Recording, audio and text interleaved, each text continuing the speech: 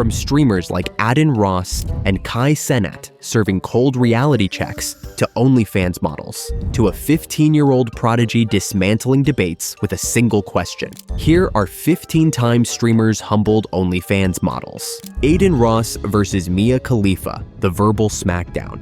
Mia Khalifa, shut the f up, bro. Like, actually shut the fuck up, bro. Stay with these little streamers. How of all people can you speak, bro? And your age literally owned her. Fucking weird bitch, bro. Like, literally, how could she even say anything? Like, how could she say stay away from little streamers, bro? When she literally was getting like 3 BBC's gang trained by 6'9" black guys. Like I just don't understand, bro. She can never, ever say shit about Streamer Adin Ross, a guy whose brand thrives on audacity and controversy, took aim at Mia Khalifa in a tirade that seemed to combine righteous indignation with a touch of personal vendetta. What set him off? Khalifa's offhand remarks about smaller streamers, which Ross framed as dismissive and detached, and oh boy, he didn't hold back. Ross practically kicked off his monologue with a verbal mic drop, ripping into Khalifa for her questionable credentials to critique anyone's hustle, given her, let's call it, colorful history in the adult film industry. His argument boiled down to this: how dare someone with a past wrapped in controversy pass judgment on an industry she's not even a part of? But this wasn't just about dragging Khalifa's name through the mud. Ross used the opportunity to paint a rosy picture of streaming culture, a land of grind, grit, and relentless creativity. He waxed poetic about the struggles of small-time streamers, the sleepless nights, the endless technical learning curves, and the near-spiritual dedication required to succeed. In short, he suggested Khalifa was clueless about the blood, sweat, and memes that build a streamer's career from the ground up. Andrew Tate versus the OnlyFans entrepreneur. And if you sit here and genuinely think that you're going to work your ass off through your fertile years and by the age of 54, you're not going to be suicidal alone with a cat, then you're dumb. The happiest women on earth have children and a man who's paying the bills and their mothers. The happiest people on earth. I guarantee it. Your mothers, ask your own mother, do you regret having me? She's going to say, of course not. You're the best thing that ever happened to me. So now you're going to sit here and you're going to end your own bloodline? All your ancestors were out there surrounded by saber-toothed tigers? Meanwhile, Andrew Tate, ever the provocateur, decided to throw himself into the mix with his trademark bulldozer style. This time, his target was an OnlyFans model who dared to defend her work as legitimate entrepreneurial hustle. What started as a debate about creative independence quickly devolved into Tate turning the rhetorical dial up to 11, a mix of sarcasm, condescension, and outright mockery. Tate's argument was nothing if not predictable. OnlyFans is a one-trick pony, reliant on, let's say, superficial attributes, rather than any profound skill or ingenuity. The model fired back, pointing to the business acumen, branding savvy, and audience management required to succeed on such platforms. But Tate was having none of it, interrupting with cutting remarks that were more roast than reasoned argument. At one point, he took a low blow by critiquing her appearance, as if that somehow invalidated her points. Cue the outrage machine. Clips of the clash spread like wildfire, with Tate's supporters hailing him as a truth teller, while his critics decried his antics as misogynistic and unnecessary. The OnlyFans model's defenders, on the other hand, pointed out the irony of a self-proclaimed champion of entrepreneurial hustle dismissing a business model that's clearly making money. Regardless of where you stood, it was the kind of messy, polarizing drama that keeps the algorithm happy and the clicks rolling in. The 15-year-old wunderkind who shook things up. So, just a quick response to that, I've been on Neon's stream a couple of days ago. He's a great guy. I wanted to let me come back on and talk to him. I didn't know that I was going to be talking to a bunch of illiterate people who don't know how to read. But, You're literally 15. What do you know? Oh, you know how to read? Yes, I do know how to read. Name 10 books. Are you serious? Yes, 100%. Name 10 books. Well, I read Game of Thrones. And then there was the kid, the 15-year-old streamer who somehow managed to humble a panel of OnlyFans models during a live debate. The premise alone sounds like a bad reality show pitch, but it played out in real time, and it was nothing short of riveting. The teenager entered the fray with an almost unsettling level of confidence. When the models tried to dismiss him for his age, he calmly flipped the script, dissecting their arguments with surgical precision. The real turning point came when he posed a deceptively simple question. What's the last book you read? It was like watching someone toss a grenade into the middle of the conversation. The model stammered, fumbled, and ultimately failed to offer coherent answers. This wasn't just a debate, it was a takedown. The kid used the moment to highlight the value of being well-rounded and intellectually engaged, contrasting it with what he implied was the shallow nature of their work. Social media ate it up. Clips of the exchange went viral, with viewers applauding the teenager's wit and composure while roasting the models for their apparent lack of preparation. In the court of public opinion, it was a landslide victory for the young streamer. The great literary faceplant. Game of Thrones, the series? What's the book called? It's not called Game of Thrones. Wait, what book did you just say before that? She's just trying to come up with a bunch of nonsense and she can't name any actual Let books. her talk, Bro, shut up, kid. Taking my spot. What did she say? What did she say? Why are you taking my spot? The spark that lit the fire? A simple question. Name a book you've read. Harmless enough, right? Wrong. One model confidently declared Game of Thrones as her literary flex. Cue the 15-year-old streamer swooping in to inform her that the series is actually called A Song of Ice and Fire. Boom. Instant checkmate. You could practically hear the collective facepalm of the internet. Flustered and visibly scrambling, the model stumbled through a half-baked explanation that only dug the hole deeper. The streamer, calm as ever, let the moment linger, like a cat playing with a trapped mouse. Viewers were eating it up. This wasn't just a correction, it was a live demonstration of the gap between looking informed and actually being informed. For a platform where appearances often rule, the irony wasn't lost on anyone. As the exchange continued, things went from bad to worse. Attempts to pivot with vague references to other books, think generic mentions of Harry Potter or The Great Gatsby, only underscored their unpreparedness. The streamer didn't have to break a sweat. He let their floundering speak for itself. The clip went viral, of course, a digital autopsy of what happens when you step into the intellectual arena without armor. Prime versus the OnlyFans dynamo. Gang. I literally want to throw my drink at you so bad right now. Oh my dead homies, don't let her do that. I swear to God. No, I don't give a like actually, You can the way you're call- speaking get the to away us from right me. now is really disrespectful. What's wrong with you? Shut up. You started OnlyFans at 19. You trying to sell. He doesn't even show the owner, you idiot! Hey, you got a lot of in your mouth. Hey, hold on. You got a lot in your mouth. Hey, you got a lot of in your mouth. Like, you're so weird. You're a bob, bro.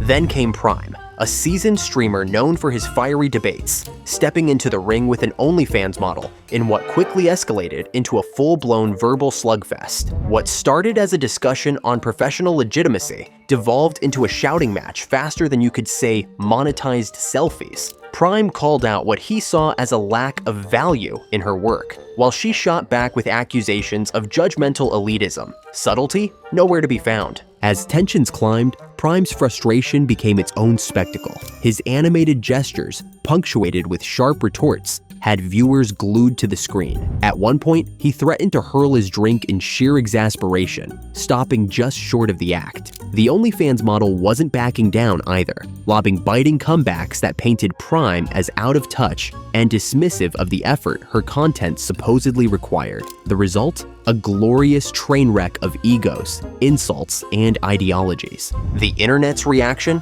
Divided, of course. Some championed Prime's passion and refusal to sugarcoat his views, while others dragged him for what they saw as unnecessary aggression. Meanwhile, the OnlyFans model's defenders argued that her platform is just as valid a profession as any. Cue the endless Twitter threads debating societal double standards. Regardless of whose side you took, one thing was clear.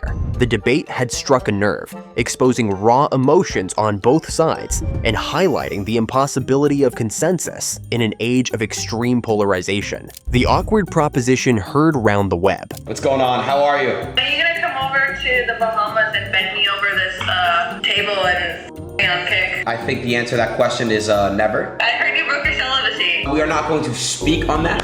You can come to the Bahamas. I've just been so locked in on this album. I've been working on this album right now. Are you dodging me? Yes, I am. Why? Because I'm working on myself, I'm becoming a better version of myself, and now all of a sudden you want to come back and swoop in. No. Wow, I can't believe I just got fucking rejected. This is crazy. You did. Alrighty, get off my phone now. Goodbye. Finally, the pièce de résistance, an OnlyFans model propositioning Ad and Ross live on air. What started as playful banter quickly swerved into cringeworthy territory when she suggested some, personal favors. Ross, clearly caught off guard, handled the situation with a mix of restraint and unamused professionalism. His response, a polite yet firm no thanks, was the virtual equivalent of sidestepping a banana peel with style. While Ross's composure won him widespread praise, the model's antics were seen as a desperate play for attention. Clips of the exchange spread like wildfire, sparking debates about boundaries, professionalism, and the fine line between entertainment and exploitation.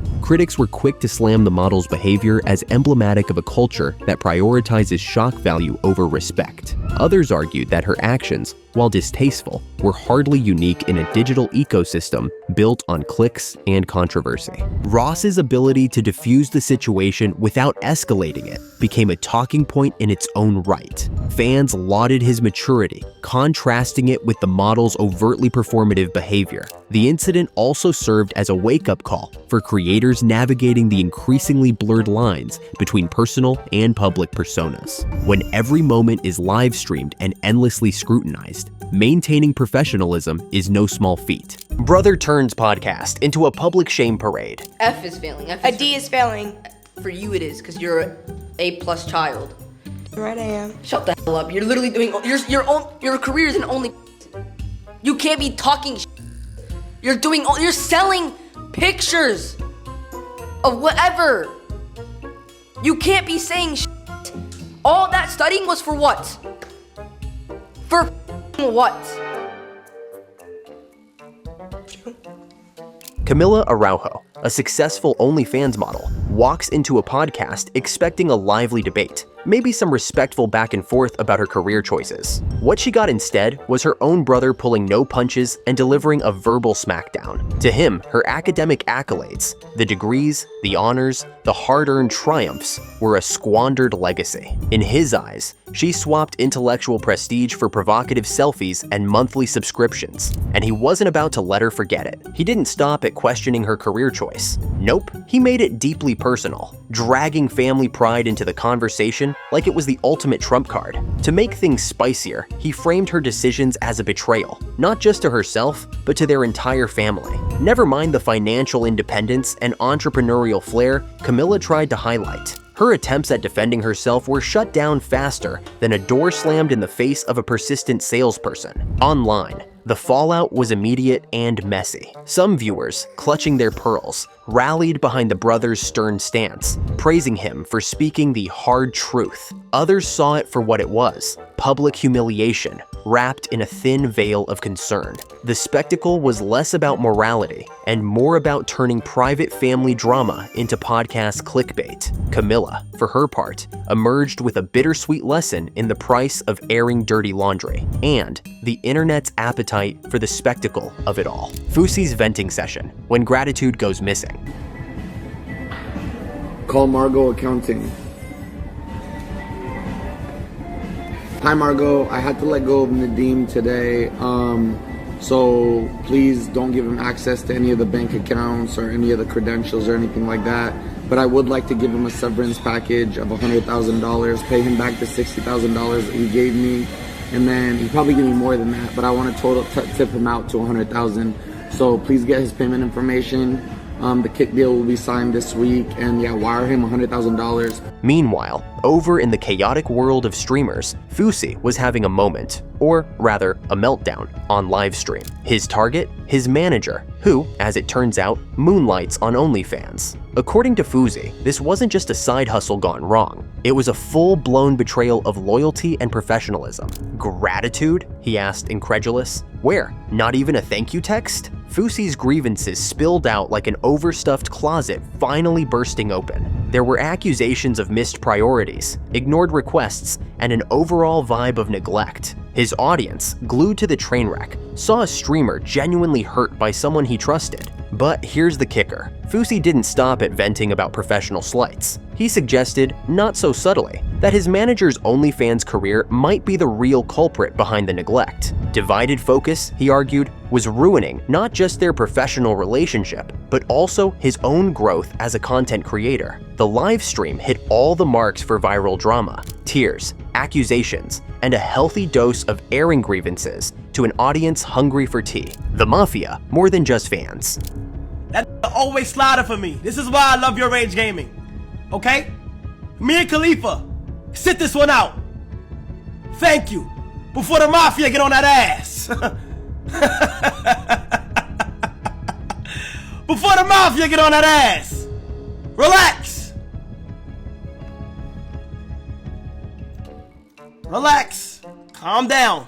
But Kai wasn't done. In true showman fashion, he took things a step further, issuing a cheeky warning to Khalifa. He hinted, playfully but pointedly, that the Mafia, his fiercely loyal fan base, doesn't take kindly to anyone dissing their guy. And while it was all in good fun, there was an underlying truth. Streamers like Kai have built empires on the backs of their communities, and those communities are ride or die. The Mafia isn't just a fan base, it's a movement. They're the reason Kai can hold his own against critics, industry outsiders, and even Twitch itself. And in calling on their loyalty, Kai reminded everyone, including Khalifa, that the streaming world thrives on community. It's not just about the individual creator, it's about the collective energy of millions of viewers who feel personally invested in their favorite streamer's success. The manager claps back. What? How disrespectful you've been to me. I can't believe how disrespectful you've been to my company live, mother. Okay. You promised me the world, you tried to promise you the world. You made me lose. When did I promise you the world? Hey, I'll be there at 6 p.m. tomorrow. We didn't start till 7. Hey, there's gonna be thousands of people there. I brought the people there. Are you dumb, Rain? Listen, I don't care if I disrespected you. That's your problem to go home and grow some balls. You don't have any yet. Are you, excuse me? You heard me. I did. Are you gonna, what the are you saying right now? Not one to take accusations lying down, Fauci's manager fired back with a carefully worded social media post. Gratitude? Miscommunication, they said. Neglect? Try juggling 2 demanding careers while maintaining some semblance of sanity. Their tone was conciliatory, yet firm, an attempt to explain without conceding defeat. I've always appreciated Fauci's support, they wrote, but managing a high-profile streamer and pursuing my own creative path isn't easy. Translation, cut me some slack. Still, the manager couldn't escape the underlying critique that they'd let their OnlyFans endeavors overshadow their managerial duties. Fauci, unsurprisingly, wasn't buying it. In a follow-up live stream, he dismissed the statement as PR fluff. Words are cheap, he shot back. Actions? That's where it counts. He rattled off more examples of perceived slights, doubling down on his belief that his manager's priorities were out of whack. If the manager thought a social media post would settle the matter, they were sorely mistaken. Aiden Ross cold shoulder to Grace, a public reality check. Some depth, they like to do things like we can kick it in the crib all day. Would I her? No. Because I did. Because you did. And even if it was like with a condom. No. Really? Dude, have you seen my vagina? You haven't, but like it's on Google, but like it's nice. I don't dispute that, but I wouldn't. Why? I just can't. It's just a turn off for me. First up, we have Aiden Ross, a streamer whose bluntness often leaves little room for misinterpretation. Grace, an OnlyFans model who has tried her hand at catching Ross's attention on multiple occasions, decided to once again test her luck. This time, it was during a live stream where Grace confidently suggested that they'd make a great couple. Predictably, Ross wasn't having it. His response? A polite but sharp no, laced with his own preferences for a partner. Introverted, genuine, and unpolished. Basically, the antithesis of Grace's public persona. The exchange was a masterclass in awkwardness. Grace, clearly unprepared for yet another rejection, tried to mask her discomfort with laughter. But the damage was done. Ross's audience erupted in support, cheering his unwavering stance on what he values in a partner. Grace, meanwhile, became the unwilling face of trying too hard in a live environment where vulnerability can quickly turn into viral humiliation. What makes this particularly fascinating is how it highlighted the power dynamics at play. Ross's firm refusal wasn't just about personal taste, it was a subtle reminder that charisma and relatability often trump physical appeal in these settings. Grace's attempts to salvage her image came across as desperate, leaving viewers debating whether Ross's honesty was admirable or unnecessarily brutal. A makeup meltdown. Streamer's brutal honesty goes goes viral. A lot of things will be hard for you to comprehend. That's why you're work, because you can't offer value in the marketplace. What the? Don't worry, I'm not really talking to you. I'm speaking against you as a symbol. A symbol of what? A symbol of a declining society where people lack values. So the point is this. If you had IQ and skills to offer to the marketplace, you can earn a good income.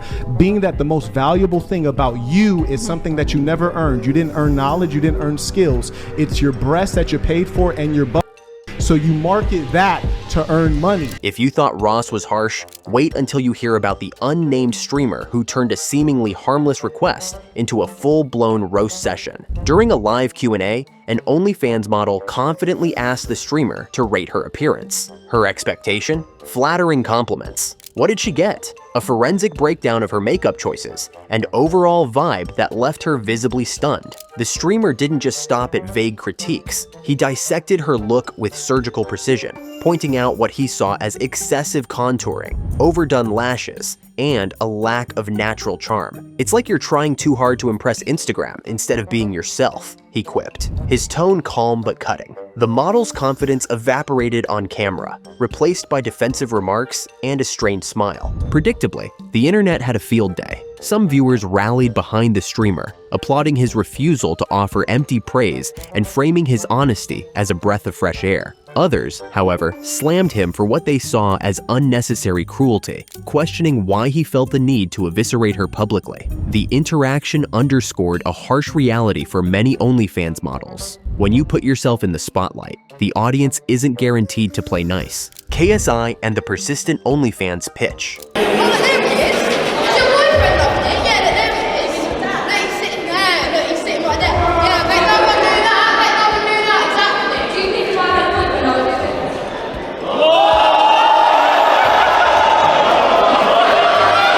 And then there's KSI, who's made a name for himself not just as a YouTube star, but also as someone who knows how to handle uncomfortable situations with a mix of humor and finesse. During a recent live stream, an OnlyFans model decided to shoot her shot by offering KSI a free lifetime subscription to her content. Bold move, but it didn't pan out. KSI's reaction was classic. With a raised eyebrow and a sly grin, he dismissed the offer with a quip that had his audience in stitches. But the model wasn't ready to back down. She doubled down with compliments, flirtatious remarks, and even an invitation to a New Year's Eve party. KSI, however, was unshaken. His polite but firm responses made it clear that he wasn't interested, all while keeping the interaction lighthearted enough to avoid outright humiliation, at least for himself. The aftermath. Fans praised KSI's ability to stay composed and respectful, contrasting his approach with the model's increasingly desperate attempts to win him over. The incident became a textbook example of how boundaries and self-assuredness can turn an awkward moment into a viral masterclass in handling pressure. For the model, however, it was another reminder of how quickly confidence can crumble when met with indifference. The new OnlyFans, XQC says it out loud. OnlyFans stuff is dog. And here's the reality. I think OnlyFans stuff is dog shit. Okay, I respect every girl who does OnlyFans. Okay? I don't. It's not the act. Them doing it is not the problem. Let me say this again. Girls doing OnlyFans isn't a problem for me. Okay. In my opinion, okay, as a person, I see absolutely no fucking appeal. This is a different topic, but let's talk about Twitch. You know, the platform that once prided itself as a haven for gamers and creatives, a place where people could chill and vibe with their communities over games, art, or just some casual conversation. Yeah, that Twitch. Well, XQC, one of its top dogs, decided he's had enough of what's happening lately and didn't mince words about it during a recent stream. The man went off. His gripe? Twitch, according to him, isn't what it used to be. Instead of being the go-to spot for cool gaming streams or innovative content, XQC thinks it's inching dangerously close to becoming, well, OnlyFans light. And no, he wasn't subtle about it. He's mad about the growing number of suggestive streams, hot tubs, ASMR, you name it. And he's not buying the "it's creative expression" excuse. For him, it's all about views, clicks, and dollar signs, leaving Twitch's original audience, gamers and creators, in the dust. he didn't stop there. XQC slammed Twitch for what he sees as weak enforcement of its own rules. According to him, the platform's bending over backward to rake in ad revenue and subscription cash, letting suggestive content take the spotlight while sidelining the OG streamers. He even called out some specific streamers who use Twitch as a funnel to promote their racier content on other platforms. It's all about the algorithm, right? XQC's rant lit up social media, with fans jumping in to back him up while others labeled him out of touch. But one thing's clear, his critique hit a nerve. Enter Kai Cenat, streaming diplomatic fire starter. That always sliding for me. This is why I love your rage gaming. Okay? Me and Khalifa, sit this one out. Thank you. Before the mafia get on that ass. Before the mafia get on that ass. Relax. Relax. Calm down. While XQC was busy torching Twitch's current direction, Kai Cenat found himself in a very different kind of controversy, one involving none other than former adult entertainment star Mia Khalifa. Khalifa, for reasons best known to her, decided to throw shade at streamers, calling their work low effort and meaningless. The streaming community not amused, and Kai, being one of its biggest faces, wasn't about to let it slide. Now, Kai's no stranger to dealing with drama, but this time, he played it smart. He started by giving Khalifa her flowers, calling her a legend in her own field. And let's be honest, she's undeniably a cultural icon for a very specific audience. But then he went in. He broke down the grind of streaming, the hours of planning, the constant hustle to engage with an audience, the creativity it takes to stand out in a saturated space. Essentially, Kai's argument boiled down to this: unless you've been in the trenches, you don't get to trash talk the effort it takes. Is streaming the ultimate grind or just digital clout chasing? Tell us what you think, and don't forget to like and subscribe for more.